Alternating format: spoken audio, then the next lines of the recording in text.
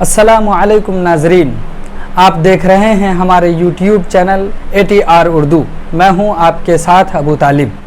آپ نے اگر ابھی تک ہمارا یوٹیوب چینل سبسکرائب نہیں کیا ہے تو سبسکرائب کر لیں اور پاس ہی بیل آئیکن کو دبا دیں تاکہ ہماری آنے والی ویڈیو سب سے پہلے آپ تک پہنچے۔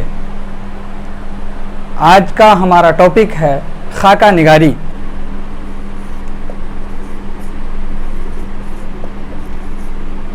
ہم اس میں پڑھیں گے خاکوں کے سلسلے میں کہ اس کی ابتدا کب سے ہوئی، خاکہ کس کو کہتے ہیں، یہ کیا ہے، اس کے بارے میں ہم جانکاری حاصل کرتے ہیں۔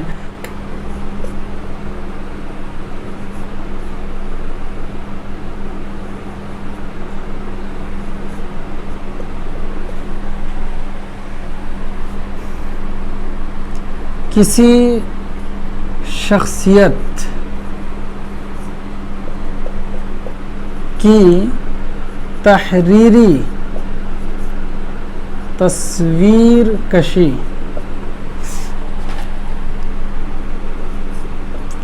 کو خاکہ نگاری کہتے ہیں۔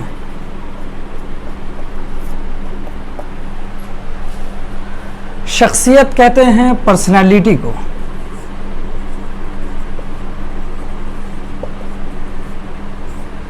پرسنالٹی کو ہم شخصیت کہتے ہیں۔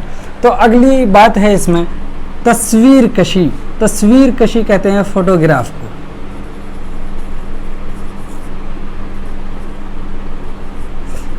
فوٹوگرافی۔ خاکوں میں ہم کئی طرح کی تصویر کشی کرتے ہیں۔ یہ تصویر کشی سنجیدہ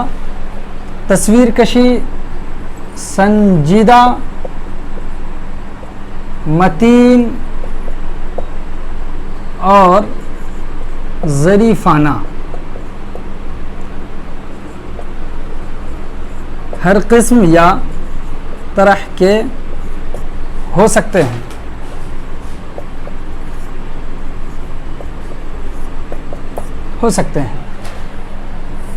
اسی کی وجہ سے سنجیدہ، متین، ظریفانہ ہونے کی وجہ سے خاکے کی کئی قسمیں بنتی ہیں۔ لہذا یہیں سے یہ بات یاد رکھنی چاہیے کہ ہم خاکے جو پڑھتے ہیں وہ ہر طرح کے ہو سکتے ہیں۔ اگر آپ اردو کی ادبی تاریخ پر غور کریں گے تو آپ کو اندازہ ہوگا سنجیدہ، متین اور ظریفانہ قسم کے خاکے لکھے جاتے ہیں۔ اسی وجہ سے خاکے کی نئی قسمیں بھی بنتی ہیں۔ اس لیے ہمارے اردو ادب میں عالمانہ اور سنجیدہ خاکوں کی ایک لمبی فہرست ہے۔ بہت سارے خاکے اس طرح کے لکھے جا چکے ہیں۔ اس لیے یہاں سے یہ بات سمجھ میں آتی ہے کہ اردو میں ہر طرح کے خاکے لکھے جا سکتے ہیں۔ اگر اردو کی ادبی تاریخ پر غور کریں تو آپ کو اندازہ ہوگا کہ افسانے، ناول، داستان وغیرہ میں جس کردار سے بحث کرتے ہیں، یعنی جو کردار ہم پیش کرتے ہیں اس کے اجزاء موجود ہوتے ہیں، ان میں کچھ نہ کچھ خاکے کے پارٹس موجود ہوتے ہیں۔ لہذا ہم یہ سمجھتے ہیں کہ خاکے کی ابتدا وہیں سے ہوئی ہے، یعنی ابتدائی شکلیں ملی ہوئی ہیں۔ یہی کردار نگاری میں جو ہلکے پھلکے ہم خاکے پیش کرتے ہیں وہیں سے اس کی ابتدائی شکلیں مانی جاتی ہیں۔ جب ہم نے اس کی ابتدائی شکلیں ڈھونڈ لی ہیں تو اب اس پر اگر ہم غور کریں تو ہم یہ نتیجہ اخذ کر سکتے ہیں کہ خاکوں میں خود نوشت، سوانح،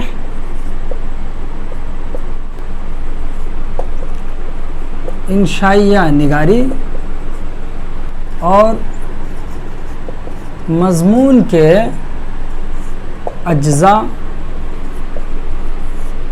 شامل ہوتے ہیں. یعنی اس کا مطلب ہے کہ یہ سب اصناف سخن ہیں، ان کی اپنی اپنی حدیں ہیں۔ بہتر خاکے کے لیے ضروری ہے کہ اس میں سوانح ہو، آنکھوں دیکھے واقعات ہوں، اور پھر اس میں ہلکی پھلکی دل لگی ہو۔ بہترین خاکے کے لیے ضروری ہے کہ اس میں سوانح ہو، یعنی تھوڑے موڑے ہوں۔ سوانح کا مطلب ہے کہ بایوگرافی،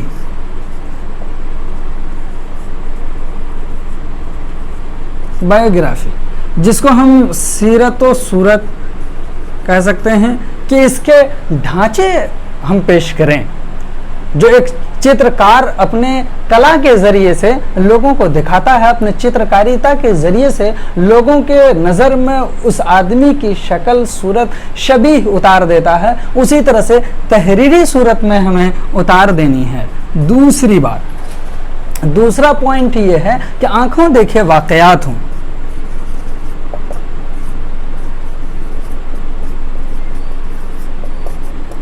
نمبر 3 میں دل لگی ہو، جس کو ہم دلچسپ پہلو کہتے ہیں۔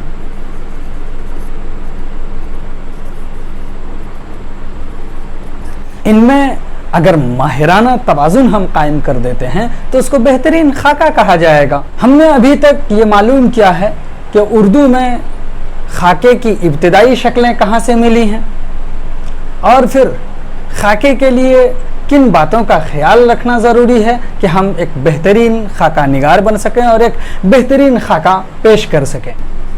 اردو میں خاکے کے لیے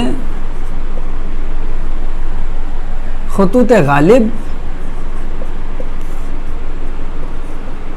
اور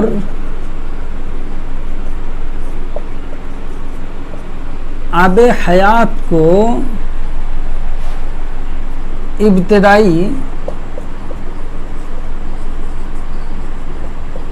تحریریں تصور کرنا چاہیے۔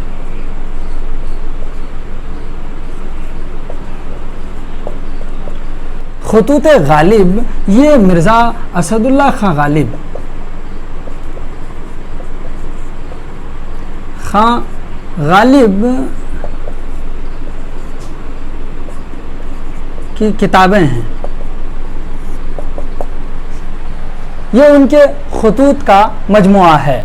ایک ہے اس میں عود ہندی، نمبر 2 ہے اس میں اردو معلی۔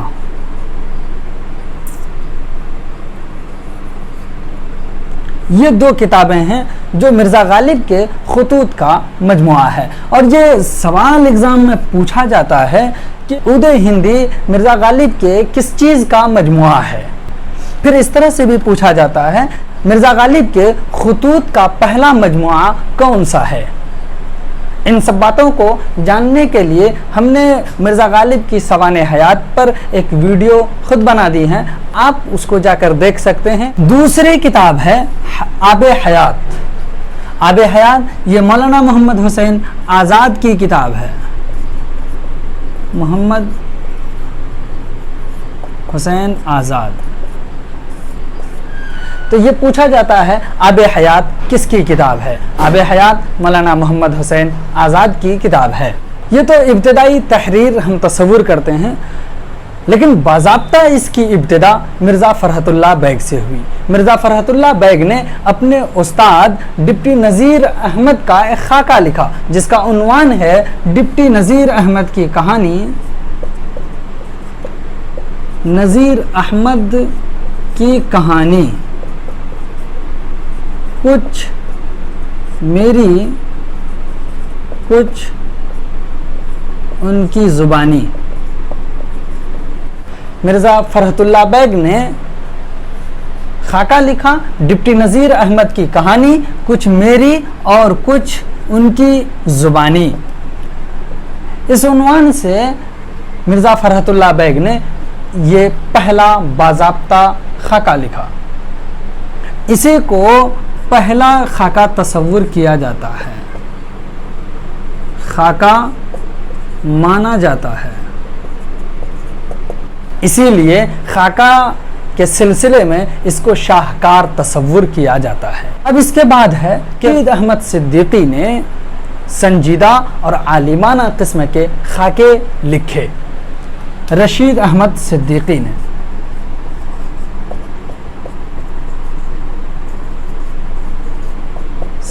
نے عالمانہ اور